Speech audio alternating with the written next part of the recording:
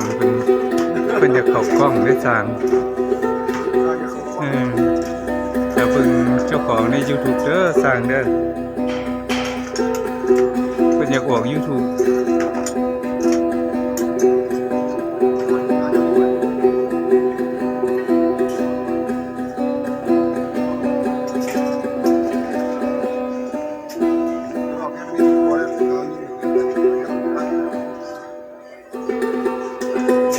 ใกล้แล้ว10%แล้วพี่น้องเอ้ย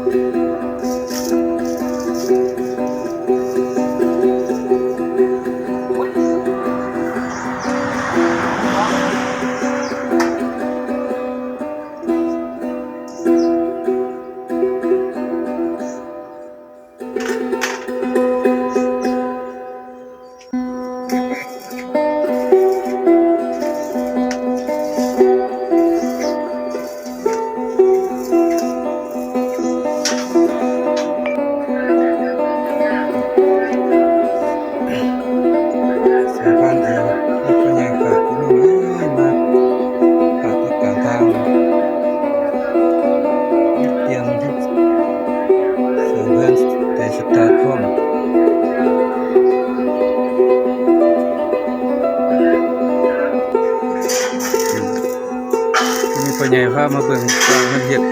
มุกหนาเด้อพี่น้องเด้อเร่งเป็นเร่งเลยสร้างได้เลย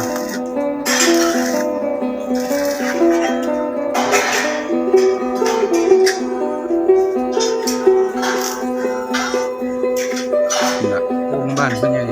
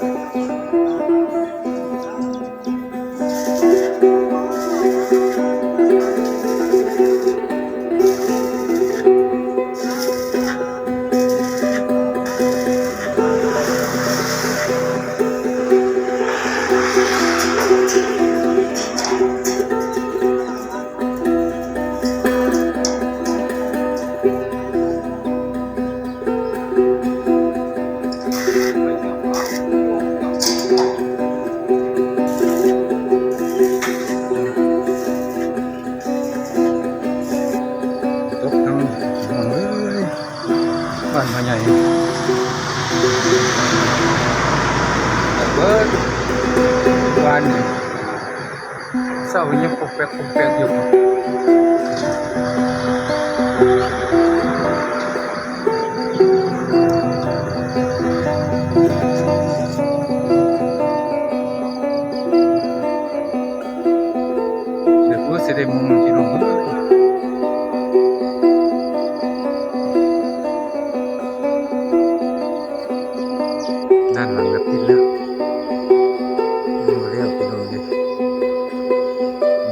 สิเลียวปิดนี่แล้วก็มือละมือสองมือกันสิเลียวพี่น้องเอ้ยทำบ้านพ่อใหญ่หลายมือแล้ว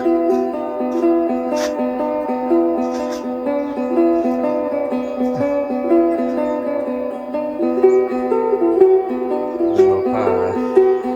นิ้วมัดปิดไว้พี่น้องเอ้ยน้ำฝนที่ยังลงมาอันฝนไปบ่ได้ก็กองไว้น้ำมูนี่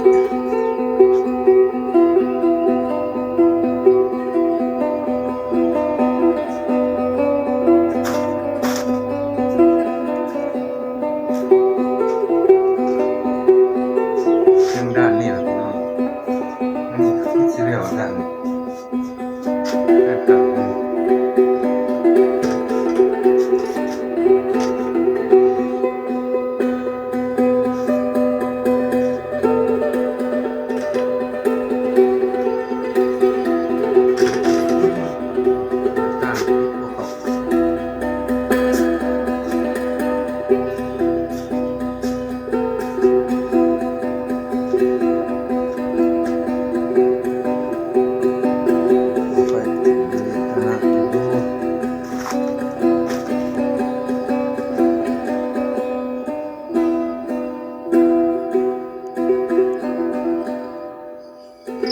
มีคนใหญ่พามารีวิวบนบ้านพ่อใหญ่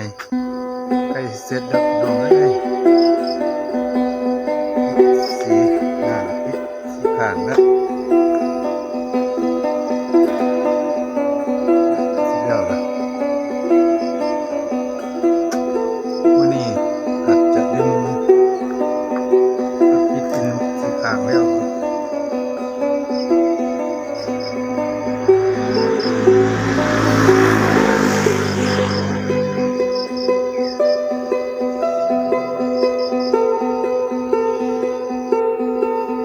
ซื้อในมุมมาเบิดเ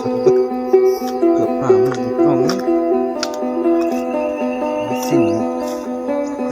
สิ่ง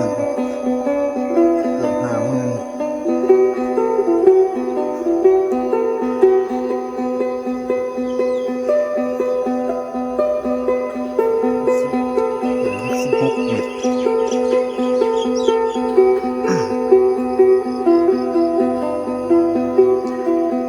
16 เมตรเป็นหลัก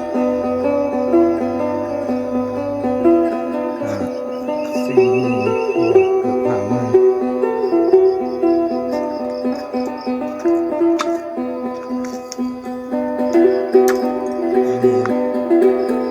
สัตว์มันหมกทั้งหนาเลยพี่น้องหมกตัวนี้กับหางตัวนั้นหนาสัตว์นี่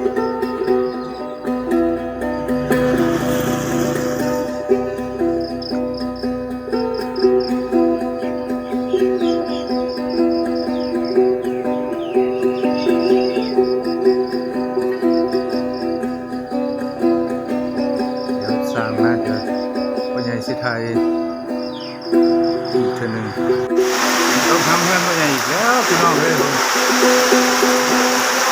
เพื่อที่เท่าไหร่เพื่อที่3เพื่อที่4ได้หนึ่งคนต้องทำอยู่นี่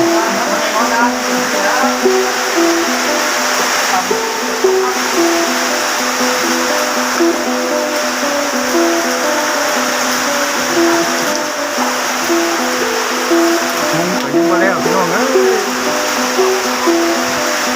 ไม่สร้างกันเลย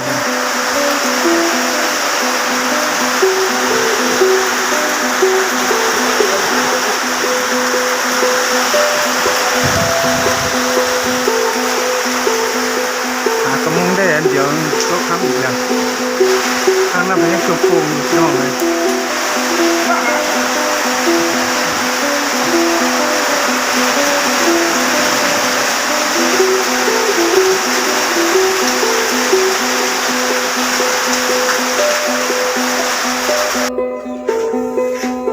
ทางก็มันก็โล่งถึงพี่น้องเลย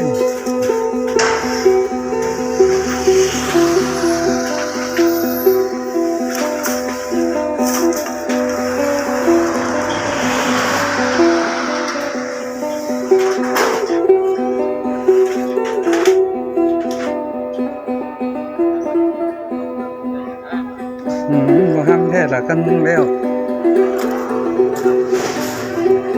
มุงบ่แล้วก็ห้ามคือเก่า